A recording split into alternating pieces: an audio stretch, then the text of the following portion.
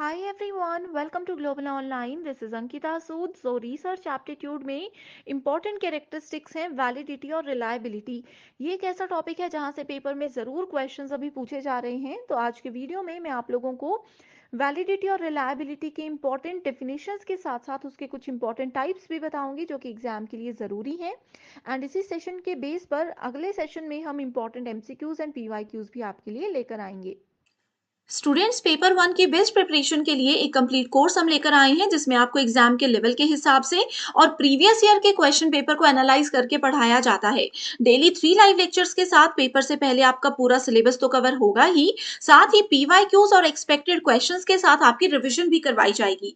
एक सबसे खास बात यह है कि इस कोर्स में हम आपको एक स्पेशल व्हाट्सएप ग्रुप में ऐड करेंगे जिसमें हर क्लास के बाद उसकी पीडीएफ आपको मिल जाएगी, जिससे आपकी तैयारी और आसान हो जाती है। साथ ही आपके कोई भी डाउट्स हैं तो आप अपने टीचर्स के साथ यहाँ पर डिस्कस कर सकते हो।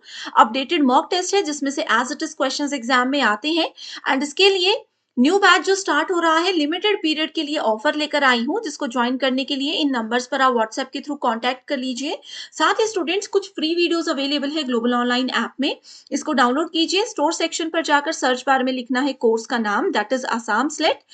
जैसे ही आप कंटेंट पर जाओगे आप देखोगे कंप्लीट कोर्स अवेलेबल है, लाइव क्लासेस आपको मिलेंगी, फुल सिलेबस मॉक टेस्ट के साथ साथ यूनिट वाइज प्रैक्टिस सेट भी आपको मिलते हैं जो कि बहुत ही ज्यादा हेल्पफुल है। फर्स्ट क्वेश्चन है, validity in research refers to what? So अनुसंधान में जो टर्म होती है वैधता, उसका क्या मतलब होता है? देखो स्टूडेंट्स, रिसर्च की जो कैरेक्टरिस्टिक्स हैं, उसकी जो विशेषताएं हैं, उसमें एक बहुत इंपॉर्टेंट विशेषता वैलिडिटी होती है। जब तक आपका रिसर्च वैलिड ना हो, उसको एक्सेप्ट नहीं किया जा सकता। वैलिडिटी हमें ये बताती है कि जो भी काम एक रिसर्चर को करने के लिए दिया गया था, क्या एक रिसर्चर उस काम को सही से बिल्कुल एक्यूरेटली कर रहा है या फिर नहीं कर रहा है। मान लीजिए आप एक रिसर्चर हो, आपको कहा गया है क्लासरूम में स्टूडेंट्स के वेट का रिकॉर्ड बनाना है कि बताइए क्लास में अगर 50 बच्चे हैं, सबका कितना कितना वेट है, उसका एक रिकॉर्ड दीजिए। और आपने क्या किया, आपने गलती से स्टूडेंट्स के हाइट का रिकॉर्ड हमें दे दिया। इसका मतलब क्या है, जो काम आपको करने को कहा गया था आपने वो ना करते हुए कुछ और ही काम कर लिया। इसका मतलब है कि इस एग्जाम्पल में आपका रिसर्च इनवैलिड होगा। जो काम दिया है उसको सही से करोगे तो ही रिसर्च वैलिड माना जाएगा। ऑप्शंस यहाँ पर देख सकते हो, कंसिस्टेंसी यानी कि स्थिरता, एक्यूरेसी शुद्धता, रिलायबिलिटी यानी कि विश्वसनीयता, और ऑल ऑफ द अबव। अभी मैंने आपको बताया validity is always related to accuracy. Correct answer है ऑप्शन नंबर 2। अगला क्वेश्चन है, which of the following is also termed as generalisability और ट्रांसफरेबिलिटी? यानी कि सामान्यीकरण और हस्तांतरीकरणता क्या होती है रिसर्च में? ठीक है, किस चीज से ये रिलेटेड होती है ये कहा गया है। ऑप्शंस हैं एक्सटर्नल वैलिडिटी, रिलायबिलिटी, इंटररेटर या फिर नन ऑफ दी अबव। देखो, एक चीज मैं आपको क्लियर कर देती हूँ कि जब भी सामान्यीकरण की बात की जाती है, इसका मतलब है कि हम हमेशा वैलिडिटी की बात कर रहे हैं।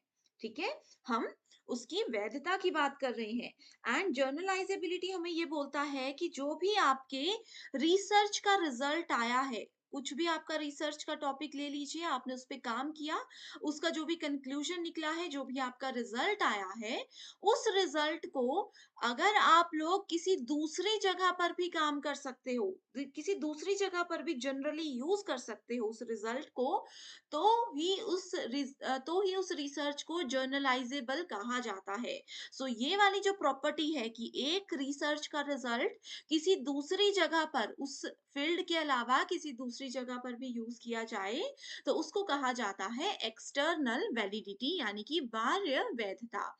करेक्ट आंसर है ऑप्शन नंबर 1। अगला सवाल है, which of the following is a measure of consistency? यानी कि निम्नलिखित में से स्थिरता को कैसे मापा जाता है? जैसे मैंने आप लोगों को फर्स्ट क्वेश्चन में बताया था कि आपकी वैलिडिटी किससे रिलेटेड होती है, ये होती है एक्यूरेसी से रिलेटेड। अगर मतलब आपका, आप सही से काम कर रहे हो, एक्यूरेटली काम कर रहे हो, तो ही रिसर्च वैलिड होगा। वैसे ही यहाँ पर पूछा गया है कि अगर आप स्थिरता से, आप कंसिस्टेंसी के साथ काम करते हो, तो आपका रिसर्च वैलिड होगा, ऑब्जेक्टिविटी होगी, रिलायबिलिटी होगी या क्रेडिटेबिलिटी होगी। सो करेक्ट आंसर क्या हो जाएगा? कंसिस्टेंसी हमेशा रिलेटेड होती है रिलायबिलिटी से। ठीक है, स्थिरता हमेशा रिलायबिलिटी से जुड़ी हुई होती है। कैसे? रिलायबल होता है विश्वसनीय। इसका एक एग्जांपल लेते हैं। मान लीजिए आपके ग्रुप में 5 फ्रेंड्स हैं। चलिए और सिंपल करते हैं कि आपका कोई एक बेस्ट फ्रेंड है। आपको जब भी उनसे कुछ प्रॉब्लम मतलब कुछ आप परेशानी में फँस गए, आप उनसे मदद माँगने गए, उन्होंने आपको हमेशा मना कर दिया। कभी-कभी छोटी-छोटी बात के लिए हाँ कर दी, बाकी बड़ी प्रॉब्लम में कभी उन्होंने आपका साथ नहीं दिया। तो क्या वो फ्रेंड आपके लिए विश्वसनीय है? क्या वो फ्रेंड आपके लिए रिलायबल है? बिल्कुल भी नहीं है। तो अगर वो फ्रेंड कंसिस्टेंटली स्थिरता से हर बार आपकी मदद करने आते, कंसिस्टेंट रहते, तो ही वो रिलायबल कहलाते। तो ऐसे आप याद रख सकते हो। बहुत ईज़ी एग्ज़ाम्पल के साथ बता रही हूँ। सो ये है कंसिस्टेंसी हमेशा रिलायबिलिटी से जुड़ी हुई होती है। अगला है which of the following refers to the extent to which the research outcome can be journalized and applied to other cases that are not under study। अब देखो ये डायरेक्ट डेफिनेशन दी है किसकी? वैलिडिटी की। इसमें कहा है एक रिसर्च आउटकम्स यानी कि आपने एक रिसर्च किया और उस रिसर्च का कोई आउटपुट आया, उसका कुछ रिजल्ट आया। उस रिजल्ट को आपने जर्नलाइज भी किया और किसी दूसरी स्टडी में किसी दूसरी स्टडी में उसको अप्लाई भी किया, तो वो कौन सी वैलिडिटी होती है? अभी हमने पढ़ा इंटरनल, एक्सटर्नल, बोथ 1 एंड 2 या फिर none of the above. So correct answer क्या होगा? जहां पर जर्नलाइज्ड टर्म आपको दिख जाती है, ठीक है, एंड किसी एक रिसर्च का रिजल्ट किसी अदर केसेस में इस्तेमाल किया जाता है, किसी दूसरी बाहर की स्टडी में इस्तेमाल किया जाता है, तो वो हमेशा होता है एक्सटर्नल वैलिडिटी यानी कि बाह्य वैधता। सो ये है करेक्ट आंसर ऑप्शन नंबर 2। अगला सवाल है it is important to remember that reliability is not measured, it is estimated. कि जो विश्वसनीयता होती है उसको मापा नहीं जाता, उसका बस अनुमान लगाया जाता है। अब जैसे आपके बेस्ट फ्रेंड का एग्जाम्पल हमने लिया था, आपकी बेस्ट फ्रेंड ने आपको कितनी बार आपका साथ देने से मना कर दिया, क्या ये आप मापोगे? नहीं मापोगे। आप बस उस चीज का एक एस्टिमेट लगाओगे कि भाई ज्यादातर समय वो मना ही करता है मदद करने से। तो इस स्टेटमेंट में यही बोला है कि रिलायबिलिटी को हर बार मापा नहीं जाता, उसका बस अनुमान लगा करके काम किया जाता है। सो करेक्ट आंसर है ऑप्शन नंबर 1, दैट इज ये स्टेटमेंट हमेशा सत्य होती है। External validity in research refers to, ये बार बार क्वेश्चंस आए हैं सभी के सभी, तो अच्छे से समझ लीजिएगा। एंड इसी से रिलेटेड थ्योरी सेशन भी ऑलरेडी हमने लाइव ले लिया है। वो अगर अभी तक नहीं देखा तो ग्लोबल ऑनलाइन ऐप को डाउनलोड करके लाइव सेशंस वाले फोल्डर में आप चेक कर सकते हो। एक्सटर्नल वैलिडिटी बोलती है कि अध्ययन जो है वो कठोर होना चाहिए, जो रिसर्च आप कर रहे हो वो बहुत ज्यादा स्ट्रिक्टली आपको फॉलो करना चाहिए। द एक्यूरेसी ऑफ प्रोसीजर, जो काम आप कर रहे हो वो बिल्कुल सही तरीके से होना चाहिए। The relation of the research problem with the researchers personal life, जो रिसर्चर है जो शोध करता है उनकी निजी जिंदगी से वो जुड़ा हुआ होना चाहिए रिसर्च का प्रॉब्लम। अगला है the extent of generalisability that the result provide, कि जर्नलाइजेबिलिटी से ये रिलेटेड होना चाहिए। सो करेक्ट आंसर है option number 4, that is generalisability is always related to external validity. सही है, कुछ भी नहीं पढ़ना, टर्म याद रख ली, आंसर आपको मिल गया। ओके, तो ये छोटी छोटी ट्रिक्स हैं जो आपको सिर्फ इस तरीके की क्लासेस में ही पता चल सकती हैं, सेल्फ स्टडी में ये चीजें नहीं पता चलती। Imagining things as if they are real is known in research। Research में अगर हम किसी एक फैक्ट को सत्य मानकर अपनी रिसर्च में आगे बढ़ते जाते हैं तो उसको क्या कहा जाता है? वर्चुअल रियलिटी, रेप्लिकेशन, रेफिकेशन और सिमुलेशन। ठीक है, तो ये होता है रीफिकेशन। बहुत इंपॉर्टेंट है, एज इट इज क्वेश्चन आए हैं एग्जाम में।